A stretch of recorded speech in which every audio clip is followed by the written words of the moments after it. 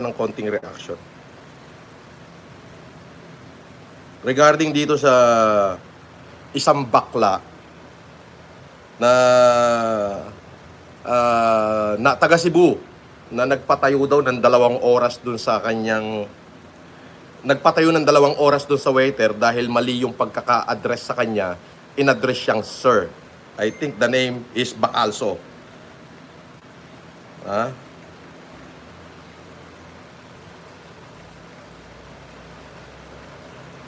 Trending to. Oh. Okay.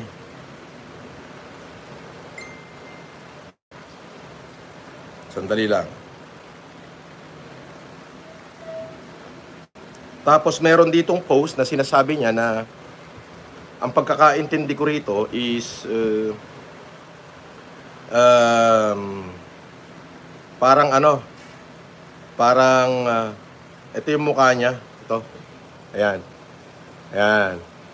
Pagkakaintindi ko rito, ayan pinatayo niya yung waiter ng 2 oras dahil mali lang yung pagkaka-address sa kanya na sir. Tapos sinasabi niya rito na yung kanya daw suot na mga alahas at damit ay pang 1 century na grocery nung mahihirap at wag daw siyang ibas. Unang-una, sir, Sir Bayot, paano kaya address ng ma'am? Yung pagmumukha mo, barakong-barako. Di ba? So, ito lang, mabilis lang to. Hinihingi ng supporter ko yung aking opinion dito sa nagtitrending about this Bayot Bacalso. Okay? Yung sinasabi mo na yung damit, yung mga suot mo is worth 1 century na grocery nila, dapat hindi ka nila i-bash. O visit ka, pumunta ka rito.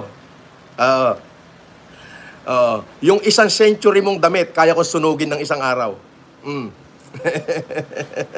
So, yan yung opinion ko. Ang opinion ko lang, hindi naman ako against sa LGBTQ. In fact, marami kong empleyado na tomboy, may mga empleyado kong bayot.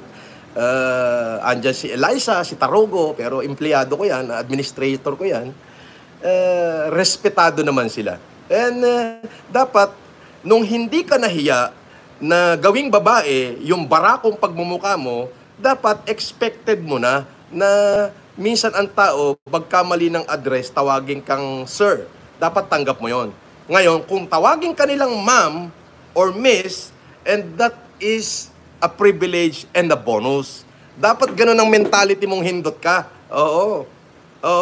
Paano kaya address nung waiter na ma'am? Yung pagmumukha mo, mas barako ka pa sa akin. Di ba? Andito po ako sa probinsya ngayon. Andito ako sa probinsya. Bayot, yung suot mo, emblem lang ng sasakyan ko. Ayan. Yung suot mo, emblem lang. Emblem lang ng sasakyan ko yung suot mo. Andito ako sa probinsya ngayon. Andito ako sa Isabela. Yes. Bayot, yung yung suot mo, emblem lang na sasakyan ko yan, animal ka.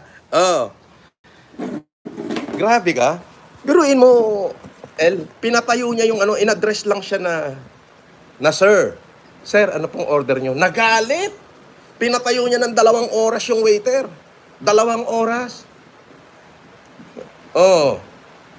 Dapat, kayong mga bakla, wala naman akong against sa inyo. In fact, marami akong empleyadong bakla. Okay? So, pakinggan natin. Kataon kung saan nakatayo ang waiter ng 2 oras upang siya ay mag-educate tungkol sa gender sensitivity. Hindi niya umano pinilit ang waiter na tumayo ng 2 oras. Sinabi rin ni John Bacalso na kinausap niya ang restaurant management, ang crew member at maging ang store supervisor na naruroon sa insidente. Pagkatapos umanong marinig ang kanilang mga panig, masaya umano siyang sumang-ayon ang restaurant management na itutuloy ng restaurant ang gender-responsive practices nito. Okay. So dito makikita natin na medyo ginagandahan nila yung kanilang istorya, pero the damage has been done. Pero mo hindi ka na naawa doon sa waiter, 2 oras mong pinatayo dahil nagkamali lang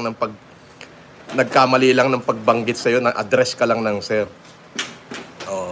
Dapat, nung hindi ka nahiya, na nagdamit ka ng pambabae, dapat tanggap mo na nagkakamot ka rin ng itlog.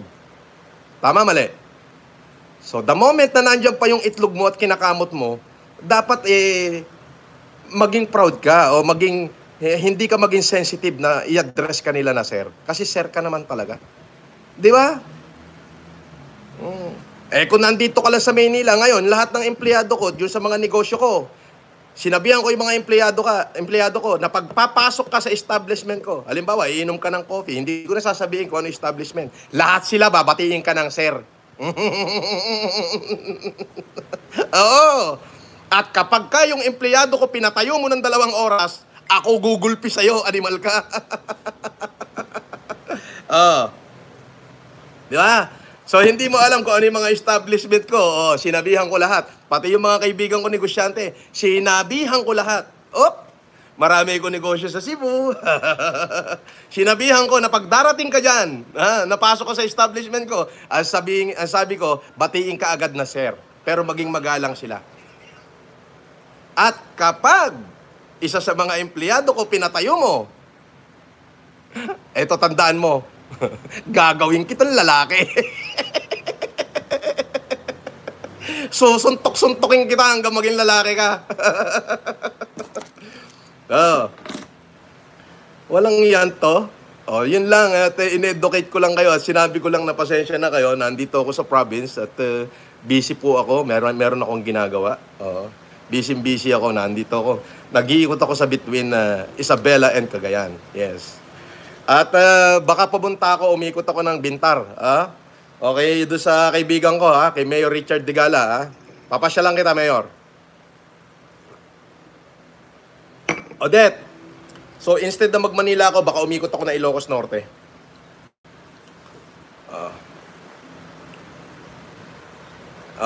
Sabi ni Muna Ray at saka ni Marlene Monjeng Klein. Thank you sa inyo, Wow, ang dami kong viewers, G, Tingnan mo, nakita mo, G? Kauumpisa pa lang yan. iba kasi yung FLM.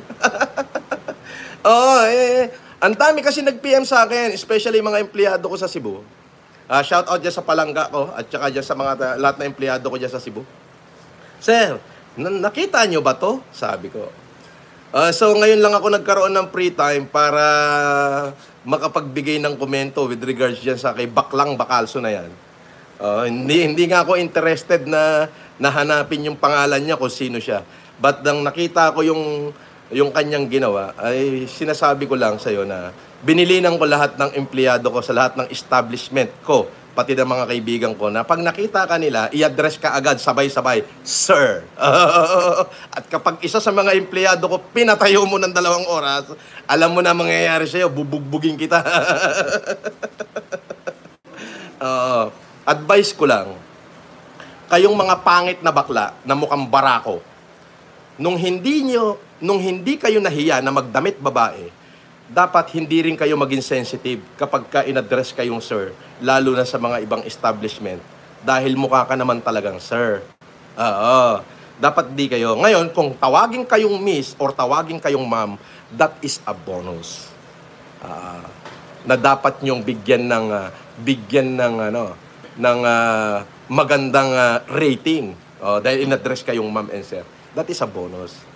But the people is not obliged to call you ma'am. God damn it. Lalo na kung mukhang barako talaga yung pagmumukha mo. Okay? Ang dami 1,000 plus yung nanonood sa akin. Okay. So, trending ka na, Bakalso. So, yun ang sinasabi ko. It is a privilege. It is not a right. Okay? Okay? Not even a privilege di ba? Kumbaga bonus 'yun pag tinawag kang ma'am, pag tinawag kang miss, bonus na lang 'yon. Okay? So dapat pag may tumawag sa iyong sir, tanggapin mo na 'yon. Dapat hindi ka masyadong sensitive sa ganung tawag kasi mukhang barako ka naman talaga. Hindi mo ikinahiya na nagdamit ka ng babae, although kinakamot mo naman yung itlog mo. You wearing lingerie while you scratching your balls. God damn it. Hindi ka nga nahiya dun eh. Na magsuot ka ng damit babae na habang kinakamot mo yung itlog mo. O, di ba? Dapat wag ka ring mahiya na pagka in-address kang sir kasi mukhang lalaki ka naman talaga. Kamukha mo nga si ano eh. Si Buhaya, yung artista.